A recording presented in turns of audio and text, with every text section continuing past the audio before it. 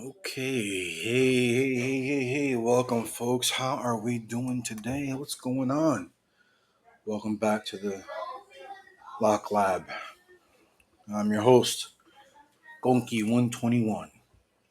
Well, I'm back because I'm going to give this is my entry to the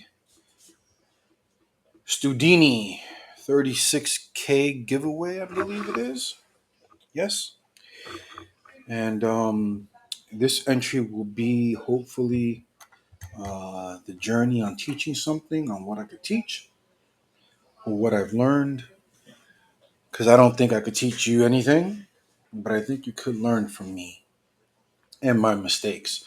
And I've done a lot of them, as will you. Um, Once upon a time, there was a point in my life where I was okay with not being very mechanically inclined. I'm not. I am no engineer at all. Matter of fact, for a very large portion of my life, the tool that I used the most was just simple punch. Those of you guys who have listened to me in the past understand that I was in law enforcement, and in law enforcement, uh, I got to do a lot of cool things. Um, One of them was I got to really throw myself into the firearms community and did a little bit of three-gun shooting, some shotguns, handguns, rifles, all that good stuff. And everybody has their own brand, right? Everybody has their make, everybody has their model. It's like the car you drive. Some folks drive Dodges, some folks drive Fords, some like Chevys. Hey, I was a Glock guy. I was a Glock guy because of its simplicity in engineering, its simplicity in use. And this is mainly the only tool that I ever needed to do anything I wanted to do to it. Simple punch, punch some pins out. Even with my rifles, punch some pins out, AR style rifles, got an upper, got a lower, punch some pins out. Everything's module, drop it right in, push the pins back in, it's good to go. Somehow, like I've always said before, by the way, if you hear the yelling and screaming in the background, that's just my kids and my mother in law being my mother in law, and my kids being my kids. But, anyways, um, back to what we're doing. It was easy. I always knew I wanted to do something with locks. Locks always intrigued me, and they were fun. You know, Watching them, they were mysterious actually. Mysterious because again, the security through obscurity. And I got into Locksport, and I started doing it, and the open, the pop, the same thing that gets all of us addicted and sucked in, got me.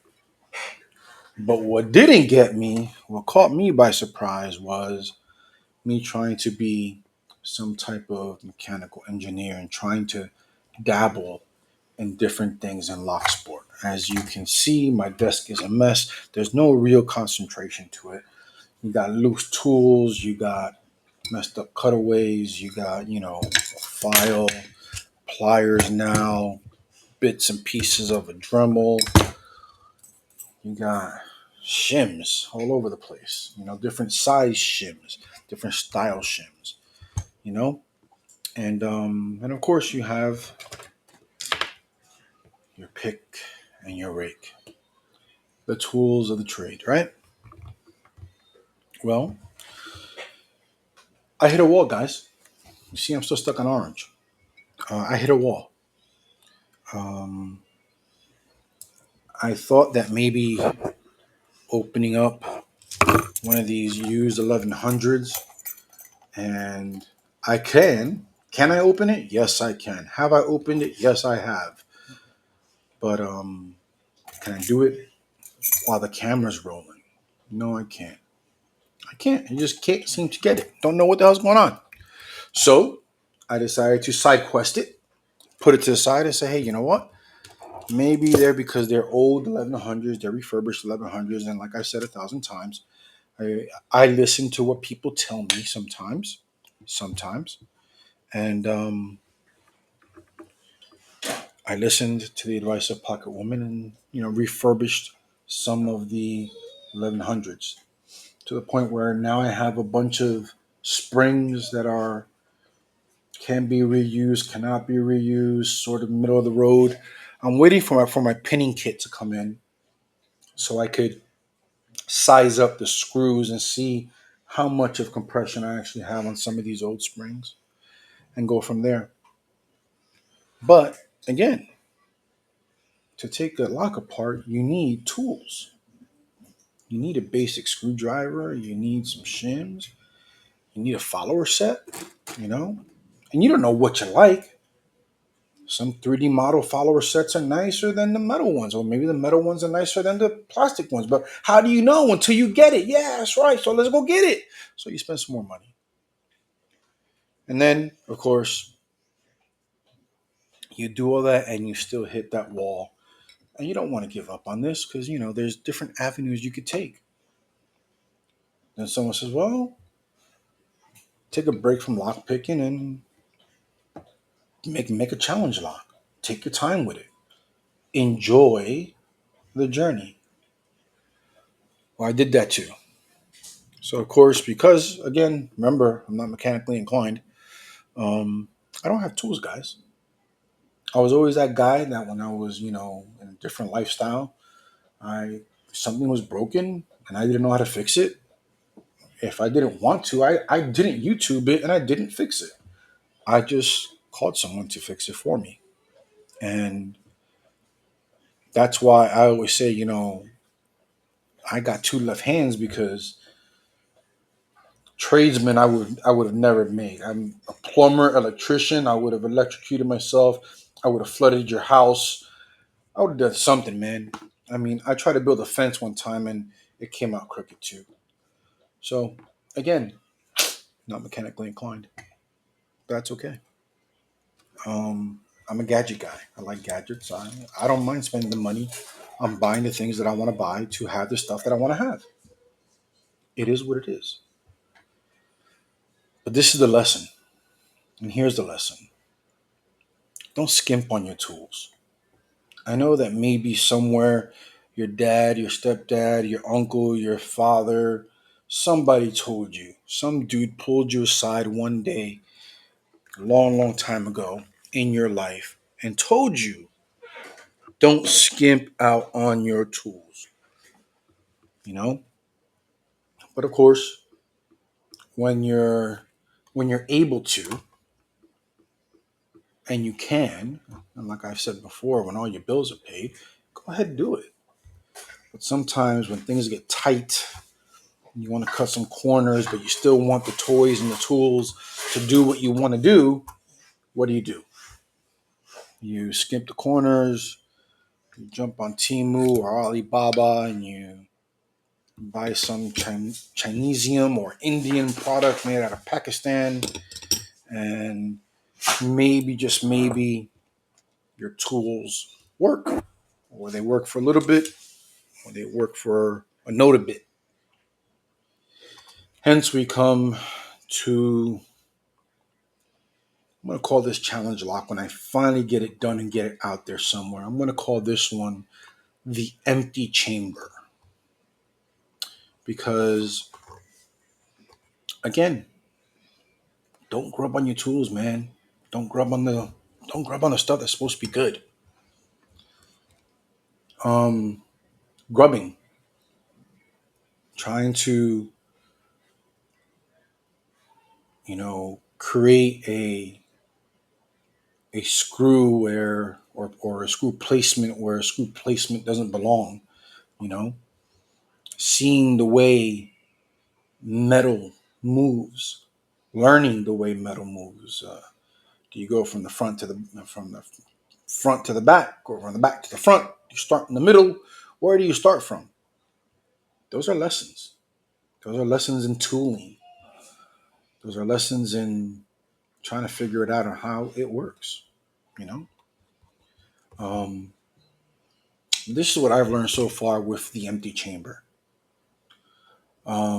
When you're trying to grub, start from the front to the back, because chances are you're going to go ahead and you're going to pin for 5 or pin for 6 if you have the longer key blank, but you're not going to really pin for 7.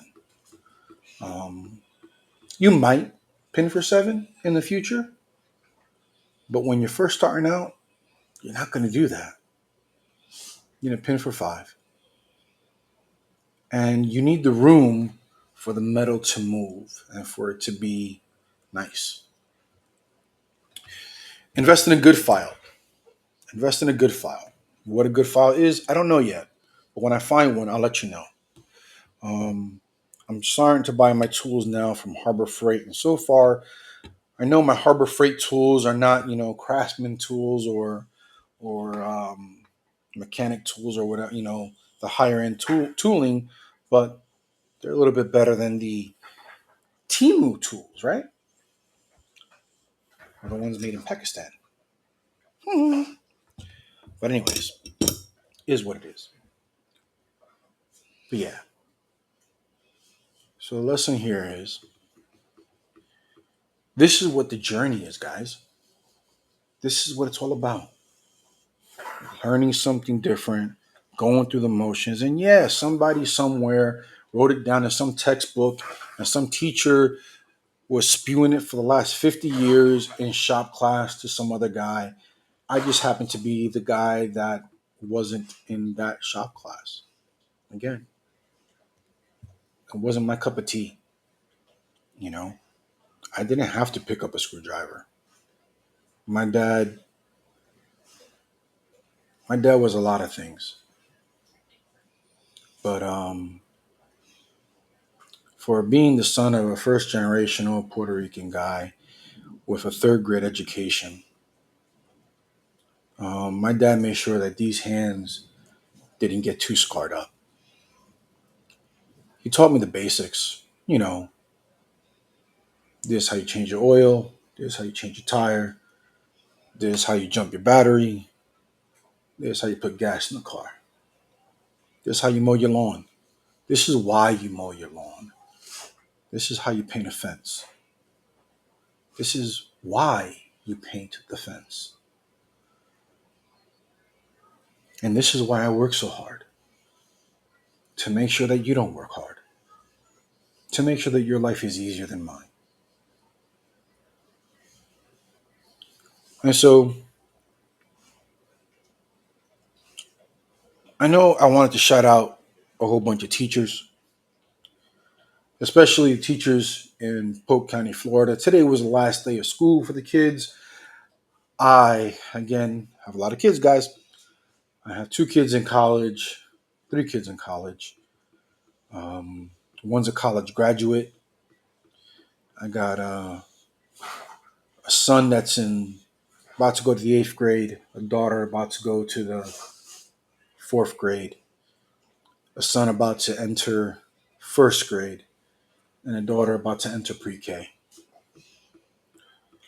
So I shout out all the teachers in Polk County because they did a great, great job. Um, I shout out my past teachers, my Salesians. But this shout out I'm going to reserve for my dad,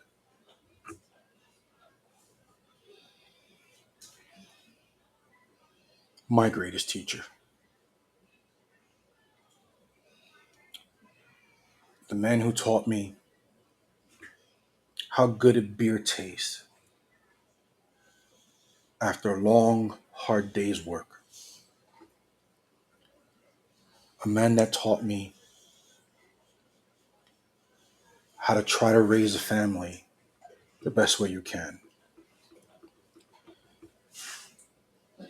Shout out goes to you, Dad. Stu, I hope you learned something, buddy. Congratulations on 36K. I'm going to keep on trying when I get this thing done. Who knows who is going to go to? I don't know. But the empty chamber will be a success because that's what we do in this job, in this sport. We start something and we try to finish it to the best of our ability. Thanks, guys. I appreciate it. Take care of yourselves.